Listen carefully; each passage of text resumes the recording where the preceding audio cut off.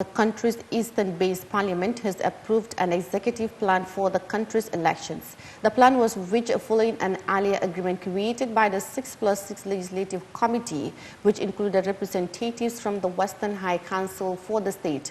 Now, 2 weeks ago, the HCS issued the executive roadmap that includes creating a new unity government to lead the organization of the voting. Now, let's hear details of that in this report. The Libyan Parliament and High Council of State have managed to cover one of the major differences they had over the road to elections.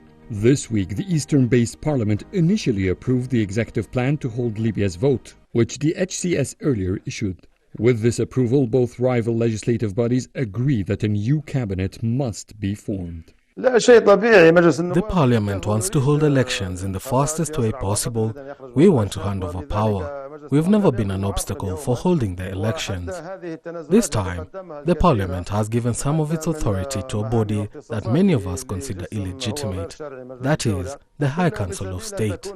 We did that for the sake of giving people the chance to choose their leaders.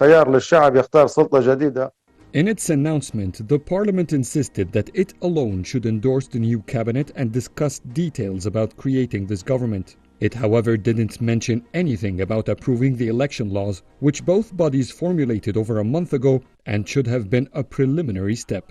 Moreover, implementing the plan could be deemed impossible given the strong support Prime Minister Abdelhamid Dbeibah has from Tripoli's militia groups.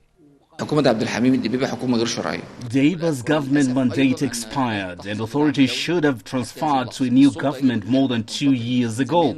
Unfortunately, his government is getting international support and domestically no one can come near him because of the militia groups. A permanent solution for Libya includes ending Dbeibah's government, creating a government that unifies east and west of Libya.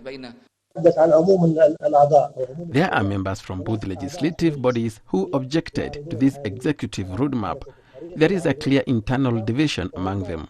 We also can't claim that anything issued by these bodies is legal because all of Libya's institutions have survived beyond their mandate, and that is a legal crisis Libya is facing.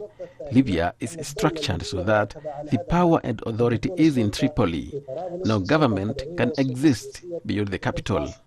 The United Nations Special Mission in Libya warned about grave consequences for the move, which it described as unilateral. The executive plan includes details like how, when and where the vote should be held.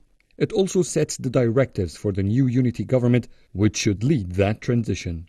The parliament said that it unanimously approved the executive roadmap to elections. Yet it mentioned that some points have been forwarded for further discussion to the joint 6+6 committee, which also includes the HCS. It appears what both bodies mainly like about the plan and have already started working on Dbeibah's government. The fundamentals for holding the vote are still to be announced. Adel Mahroui, CGTN, Cairo.